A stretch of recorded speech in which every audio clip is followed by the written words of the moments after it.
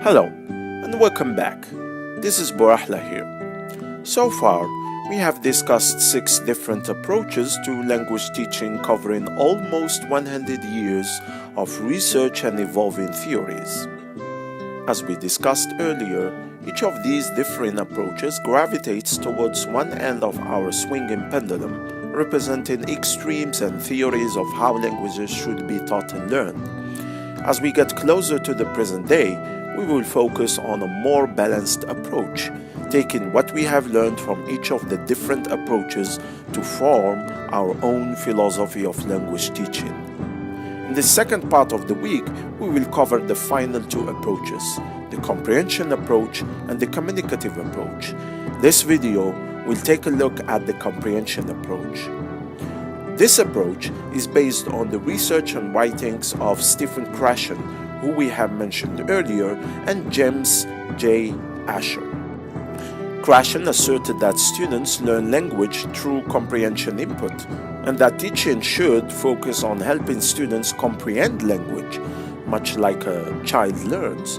Asher created the teaching method based on the comprehension approach called the total physical response. We may see some of this method when we go back in time in just a few minutes. This focus on comprehension and giving learners time to process language before having to speak makes the comprehension approach somewhat similar to the direct approach.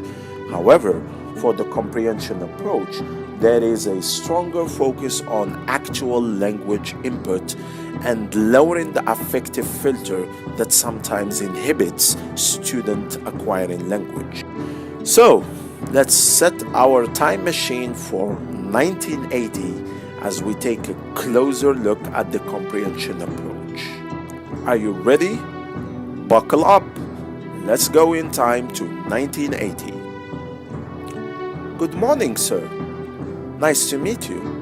We come from the future, from the 21st century, and we would like to ask you 6 questions about your approach, the total physical approach and the comprehension approach. Oh, welcome. It's good to see you. Where did you come from? Oh, the future? Okay, nice. 6 questions about comprehension approach? Well, I'm sure I can answer 6 questions. I hope I can help you understand how the comprehension approach helps students learn languages. Why should we teach languages? Well, let me see if I can break this down for you. Of course, we want students to be able to understand what they hear in the target language. They need to feel confident in their language ability and increase in their knowledge of vocabulary, grammar, pronunciation, and so on by listening to real language input and really understanding it. Eventually, they'll be confident enough that they will begin to speak and produce language as well as understand it. Who should we teach?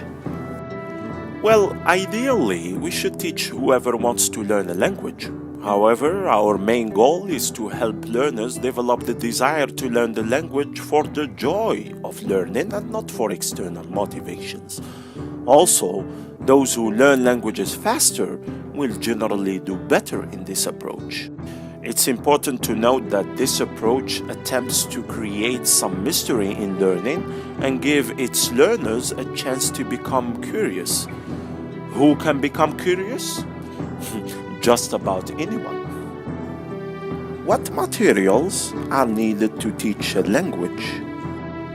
To teach effectively, we need lots of physical objects and realia, things that students already know and are familiar with, like objects in the classroom. We also use observable actions to teach verbs such as jump, sit, or open your book. Sometimes these verbs or objects are combined with chunks of language such as common phrases or greetings, so that learners can begin to understand all aspects of verbal communication in the target language. How does a learner learn a language? Just like children learn their first language, Students should be allowed to just listen and begin to understand it before they are asked to produce any language. We call this a silent period, and depending on the learner, a silent period can be short or long. During the silent period, we help students gain confidence by giving them language input that is just above their current level of understanding. To achieve this, we use physical actions to make connections between what they are hearing and what they already know. How should a teacher teach? A teacher teaches language by combining commands such as sit down or open your book in the target language with physical actions that the students can observe and therefore follow. We may combine these into sequences of actions. Sometimes we will have students take on the role of teacher and have them work with students at a lower level of understanding. This helps students use the language they know and provide comprehensible input for those they are monitoring. How do we help students remember a language? That's a good question. Students remember the language by connecting what they are already familiar with to what they are learning. They then have opportunities to hear and use the language they know in very specific situations, which helps reinforce what they've learned and makes their language knowledge more automatic.